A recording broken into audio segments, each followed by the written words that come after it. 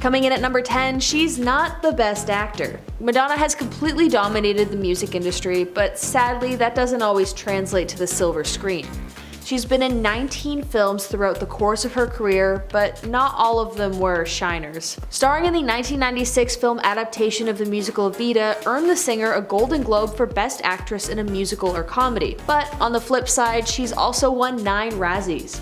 Razzies are the infamous antithesis of the Oscars for worst performances, and she won the dubious honor of Worst Actress of the Century in 2000. Rough play if you ask me. She's also turned down some pretty famous roles, including as one of the leading girls in Showgirls. While she's likely best known for acting and singing, she's also directed 2 feature films. One was in 2007 called Filth and Wisdom, the other in 2011 called W.E. Neither of these movies received the warmest of receptions from critics or audiences, and it was pretty universally panned as far as movies go. And at number 9, she suffers from brontophobia. Madonna reportedly has a massive phobia called brontophobia. Brontophobia is a fear of thunder and lightning. When she sees a storm coming, reportedly she closes all the blinds on windows and puts on giant headphones to drown out the sound of the thunder. At the end of the day, despite being one of the biggest pop stars the world has ever known, she's still very much human, with her own flaws and fears like the rest of us. Next up on the list is she dated John F. Kennedy Jr.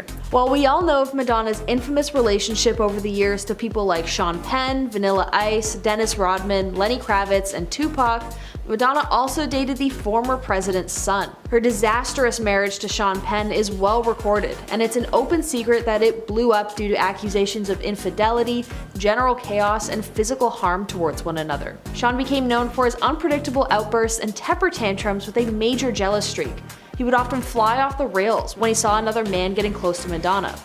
That being said, following her messy divorce from Sean Penn, Madonna briefly dated John F. Kennedy Jr. for 6 months. In a memoir penned about the president's son that spends a bit of time delving into his romantic past, he's been linked to other celebrities like Darlie Hannah and Sarah Jessica Parker. But one of the least documented relationships he's been in was surprisingly with Madonna. Madonna was far from a big hit with the Kennedy family, with the pop star heavily leaning into the Marilyn Monroe imagery — can't imagine Jackie Kennedy being a big fan of that one — and the general disapproval of her religious iconography for fashion purposes. But the brief relationship absolutely did not last long, mostly because despite Madonna's recent past with Sean Penn, she actually found Kennedy to be much more frightening. Quote, whereas Sean would act out, perhaps give a photographer a body shot just to vent, somehow John's way seemed more personal. Madonna said that he would get up in her face, maybe an inch away, and scream at her at the top of his lungs when they were in a fight. I'm glad she left when she did. At number 7, Erin and Sarah Foster. A lot of celebrities really love interacting with their fans. They're the ones who support their favorite celebrities the most, and without them, they wouldn't have the careers that they do. When fans approach a celebrity, a lot of times they're welcomed with open arms, so to speak, and get to have a nice interaction with them, but apparently not when it comes to Madonna. According to Erin and Sarah Foster, the daughters of music producer David Foster, Madonna was less than welcoming to her young fans. The sisters told sources about how they got to meet Madonna after school once and how the singer completely brushed them off. Erin told sources, quote, I will never forget this. I tried to copy one of her outfits. I wore a blue satin button-up shirt because she wore that at one of the award shows. I tried to recreate the look so when she would see me she'd think, oh, you're really cool. She was not impressed. She was like, what are these kids doing here? She wanted nothing to do with us. Unquote. In a way, this was a warning to any other fan that if they tried to interact with the singer, they are likely going to be brushed off in the same way. Coming in at number 6, she kissed Drake at Coachella and it was so awkward. Okay, this one definitely isn't a secret considering how extensive the media coverage was, but I'm struggling here, so give me a break. At Coachella in 2015, Madonna appeared during a Drake performance where she danced around him while he was sitting in a chair. Then she went right up to him and basically stuck her tongue down his throat on stage for all to see. The shocked look on Drake's face afterwards definitely wasn't pleasant, and the non-consensuality of it all was definitely an extremely hot topic. At number 5, Prince. Even after his passing, fans have said that Madonna has disrespected Prince on multiple occasions, and that kind of warns fans as to what kind of person Madonna is behind the scenes. fans. Let's talk about what started their feud first, and then we'll move on to the most recent incident that fans found unacceptable. Back in 1994, Madonna seemingly mocked the late Prince in an interview with the Los Angeles Times. She recalled the time when she and Prince were dining together, saying, quote, "I had dinner with Prince once and he was just sipping tea very daintily. I was stuffing food down my face and I was like, 'Aren't you going to eat?' And I thought, oh my god, I have this theory about people who don't eat. They annoy me. It's something about being in control." End quote. Fans thought that this comment was a little uncalled for, but not as uncalled for as when she called Prince a quote, "little troll" back in 1985 after they dated briefly. But by far the most offensive thing that fans have called Madonna out for in regards to Prince was her tribute to him at the Billboard Music Awards in 2016. A lot of people had a lot of negative things to say about her performance, but most of them couldn't get away from her drug-themed accessories, which included a purse that said dealer on it. Judging by the fact that substances is what led to Prince's death, that was pretty thoughtless. Coming in at number 4, she didn't actually move to New York City with only $35. Okay, so this one may be a bit disputed, but there may not be tons of truth to the infamous up-and-coming Madonna story. The legend is that Madonna left her small rural town where she lived with her 5 other siblings and traveled to one of the most expensive cities in the world, New York. Apparently, she also only had $35 in her pocket and used that money to claw her way up to fame. It is a true rags to riches story about using pure willpower and drive to become one of the greatest stars of all time. But it may not even be true.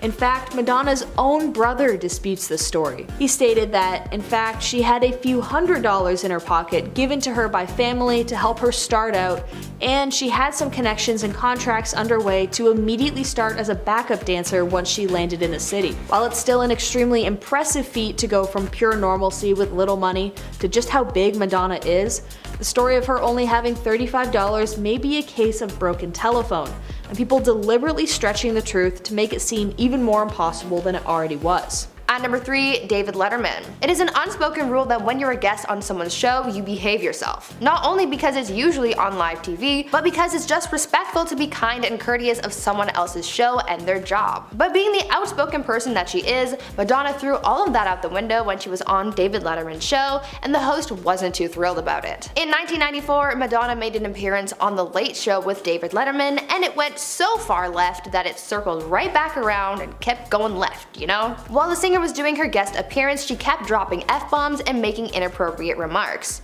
She even gave Letterman a pair of her underwear and refused to leave the stage when her time was up. Her conduct was a little much and pretty uncalled for, but Madonna defended her actions, saying that her appearance was her way of protesting against censorship. While yes, she can do whatever she wants in protest, there's also a time and a place for that, and because she decided to pull this stunt on Letterman's show, she lost a lot of respect from the late night host, and he pretty much exposed her for her inappropriate behavior. Coming in at number 2, Madonna and Prince wanted to make a musical together. In a 1989 interview with Madonna, she was asked who her musical aspirations are, and she named Prince as a vocalist that she admired. She then discussed her collaboration called Love Song. Quote, "We've been friends for years and admire each other's work, so we'd always talked about getting together to write. And in fact, there was a moment last year where we were possibly going to write a musical together. I went to a studio in Minnesota and worked on some stuff just to get a feel of what it would be like to collaborate." She then stated that her and Prince had a lot of difficulty creating a completed track. After she worked with him consistently for a few days, she left the studio. She no longer had any interest in writing a musical with him. Then, a while later, Prince approached Madonna with a demo that she enjoyed, but they ended up having to write the full track together long distance because Prince lived in Minneapolis and Madonna hated Minneapolis. The track, Love Song, did not chart the Billboard Hot 100. And finally at number 1, Madonna regrets posing naked for her book. While this article was posted quite a few years ago when Madonna was 49 years old, and she's 63 now, Madonna has stated that she seriously regrets posing naked so often in her youth. In her 1992 book, Sex, she believes that the reception of it was less about the beauty of the female form and expressing sexuality, and more so about how people branded her as an exhibitionist. She admitted that, at one point, she was much less adventurous, branding herself as prude. Quote, "I really was not getting up to much. I don't think I was as naughty as I could have been. I was quite straight. I was a geek when I was young. I did not really do much that was interesting." I think from what I got from this interview, it was less about the actual posing naked that she regrets, but more so about the public's reception about the book. It branded her as loose rather than expressing beauty through art. 1970s. Taken from photos in her yearbook, it appears that Madonna went through high school with thinly plucked eyebrows and natural looking makeup. Her hair is also its natural color, which was a dirty blonde kind of brunette. In 1978, she took some acting headshots where she was again sporting minimal makeup yet with crimped hair. Her eyes have always been Betty Davis-esque, where they are striking and sharp. Then, as Madonna's fame starts to soar, her style begins pivoting from natural and relatively minimal to an edgier, more punky look. In 1979, she chopped her hair off and sported a slick pixie cut. Now living in Manhattan, she rocked heavy lipstick and artfully applied shadows to enunciate her eyes. Once we entered the 1980s, Madonna has become a mega superstar. She introduced the world to the Manhattan club scene. She released her self-titled debut album in this decade and began cultivating an edgy, fun aesthetic. She over-glamorized with poppy colors in her makeup and clothing. She was quintessential 80s. At this point, she also hasn't gotten any plastic surgery done because she's so young. I doubt she would really feel the need to, especially because of how naturally beautiful she is. She became known for her bright red lipstick and smoky eye, which is now considered a classic look in part due to Madonna's consistent use of it. In 1985, she also did the infamous Like a Virgin and would embody that role for quite some time. She became the soiled virgin during this era, a woman in a wedding dress with blood pouring out of her abdomen. Her looks during the 80s are more synonymous with how people view Madonna as a whole during her height. Her look was purely DIY and almost eclectic, with each individual accessory being a loud statement piece on its own. That being said, Madonna did have some cosmetic surgery during this time, but it was done to her teeth. She got a few crowns in her teeth and evened them out to seem more appealing. As we enter more into the 1990s and Madonna exits the youth and natural beauty she had been so accustomed to, we start to see much less of a fashion shift and much more of a physical form shift. She sticks to her bold lipstick and smoky eye and often chooses eclectic outfits over something more traditional. But we also start to notice lip fillers, and her face begins to shift in a way that seems like an attempt to fight the natural progress of age. In the late 90s too, it became apparent that Madonna started on a Botox regime to keep her cheeks full and prevent sagging. Although none of this is confirmed, it's hard not to see. When she smiles, there's very little expression lines as opposed to her younger self, who showcases her smile with lines on the sides of her lips. Her eyes also look more frozen and less expressive. As we enter into the 2000s, we see both a massive style shift and a physical form shift as well. Her style becomes much more classic. She begins wearing dark, sleek outfits and minimal makeup. It almost appears to be an ode to her younger self as she transitions into a more middle-aged woman and away from her youthful exuberance in the 80s fashion and club scene. In 2003 specifically, it also looks like she got her first facelift. This is different from the usual Botox in the sense that it's not really injections. Rather, Madonna would have had surgically, physically gotten her face lifted. The surgery is super painful and hard to do, but now Madonna's entire look has changed, with not a wrinkle on her forehead and wrinkles practically gone everywhere else. The widening of the temple to move back her hairline, coupled with wrinkling at the ears, point to a scar along her hairline. The public is starting to catch on now too, as now there's tons of tabloids about Madonna's face and how she looks so different from how she looked before. We see an eyelid surgery that got rid of the sagging on her eye folds and reduced puffiness under her eyes. Also during this time, we see the first non-subtle facial surgery. Her cheeks are noticeably much more pronounced in a way that only a cheek implant could produce. Her cheek hollows are also very pronounced.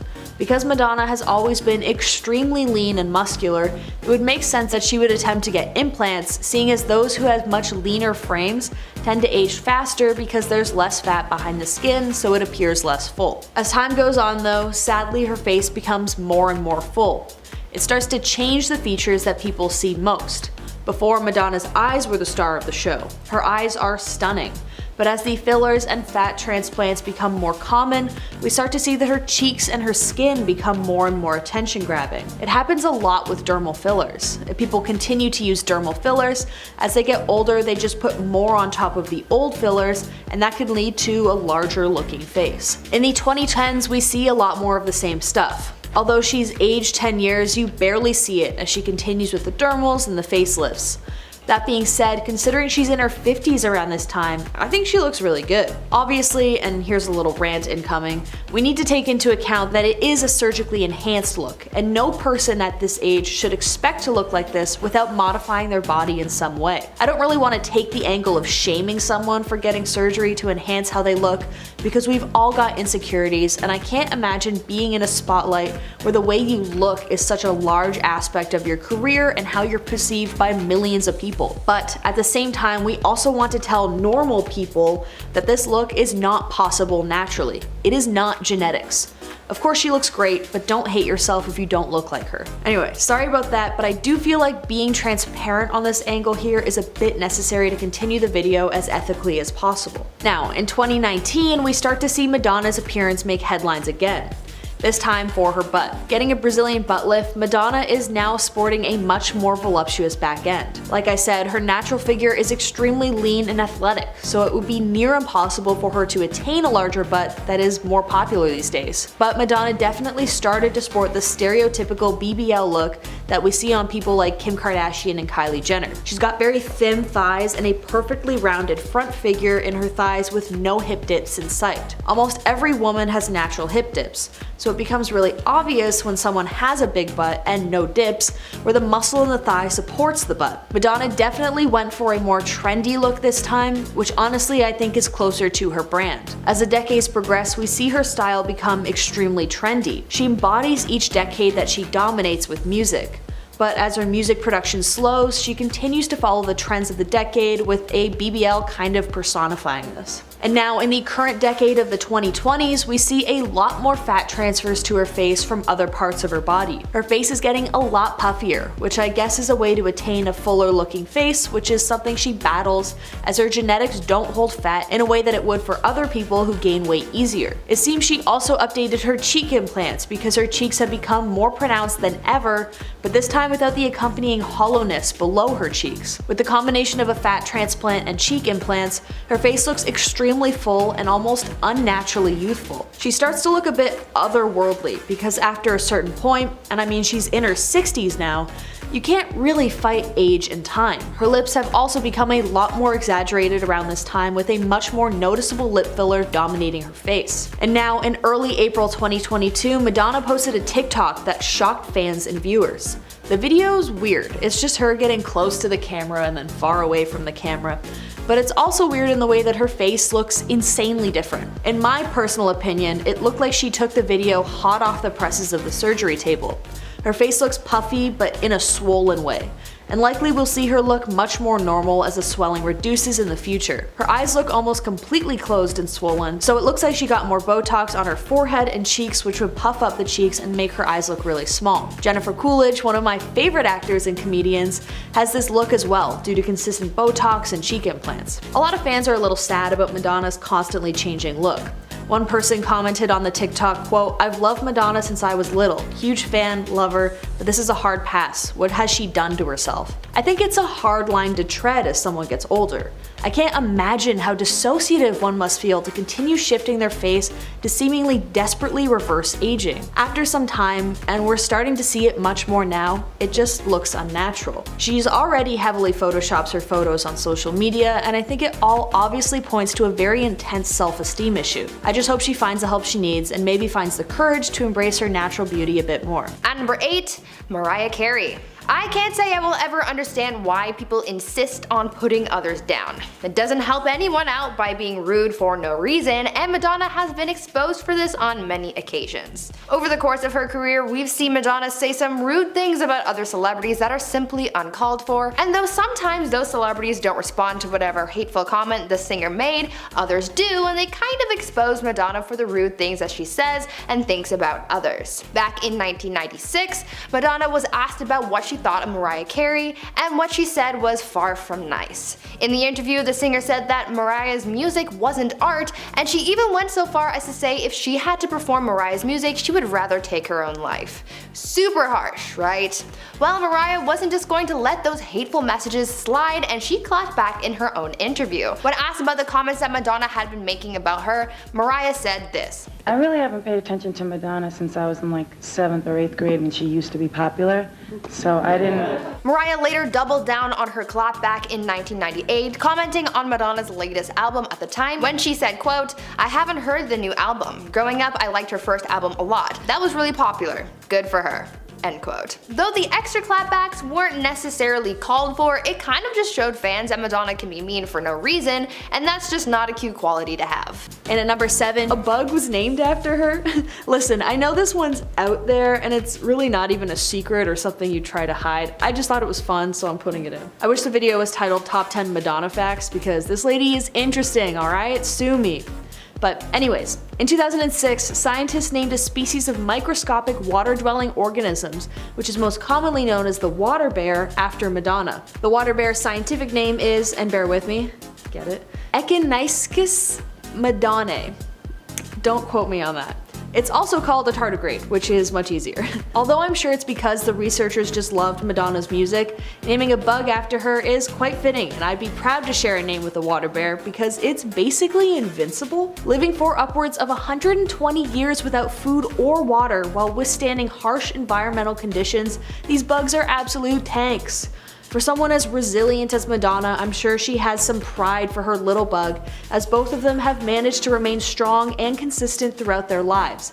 Although it is weird that a water bug born on the same day as Madonna will outlive her by quite a few decades. At number 6, Gwyneth Paltrow. In yet another installment of Madonna vs. Everybody, we have yet another celebrity beef that seemingly exposed Madonna's toxic side. Gwyneth Paltrow and Madonna were once BFFs, but apparently after the singer divorced Guy Ritchie, they had a falling out and things got toxic. At first, no one really knew what happened between them, but later on, more information started to come out and fans started to piece together this toxic picture.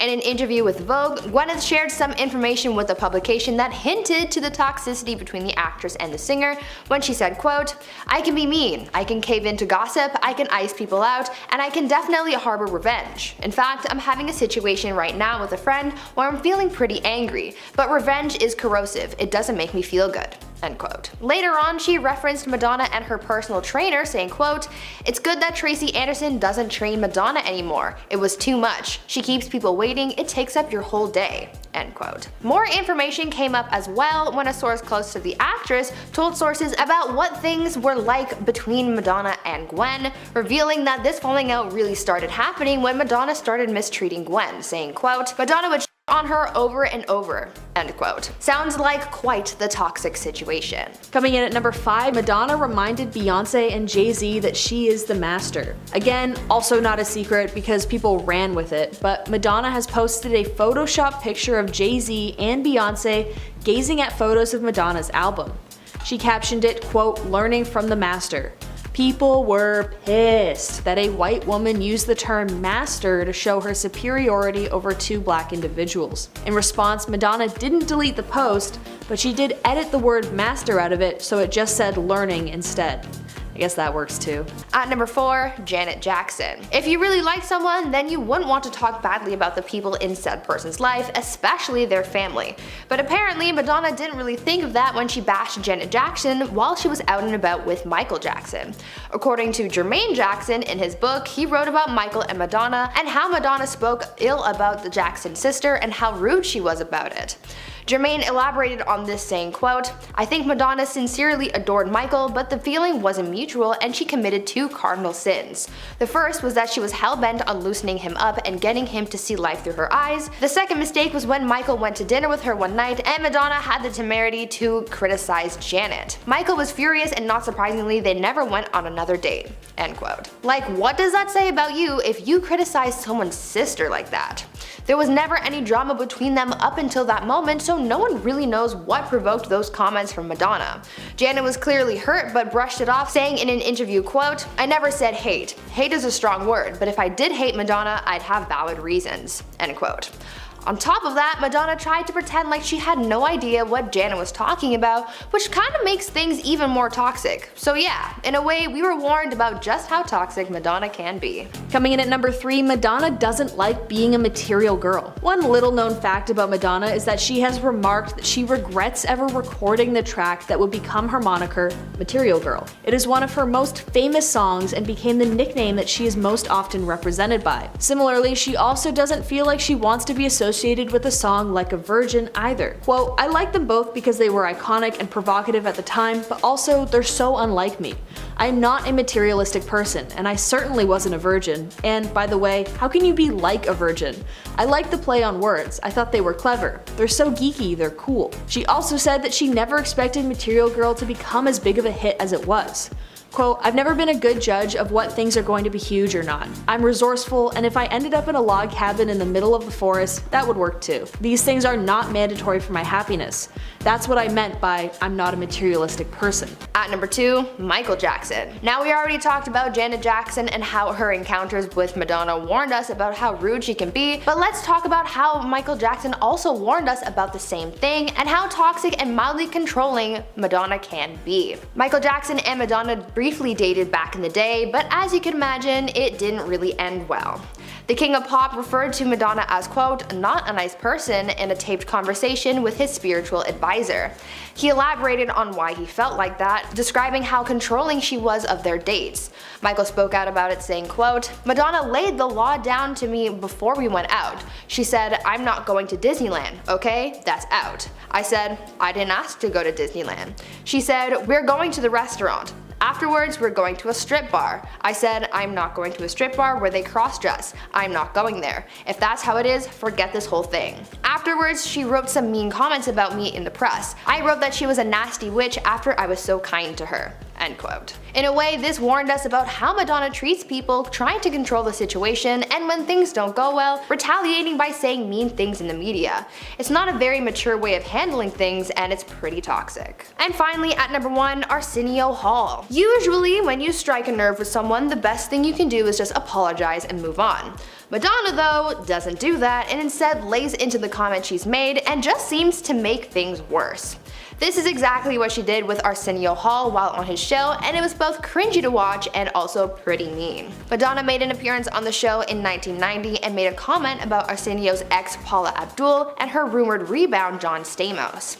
Madonna brought up the drama, but in a rude way. Arsenio laughed it off, but Madonna just kept going. She gave him a gold ring because she, quote, felt bad for him, and dug even deeper, saying that Paula left him because she, quote, wanted someone who was home more often.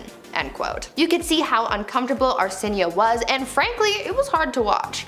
You can see the whole interview online, so if you want to watch the whole thing unfold, the internet is at your disposal, but it gives a really good idea of how rude Madonna can come across as being. In a way, this experience had Arsenio warning us about how Madonna can cross a line with her comments and how she will not take it back.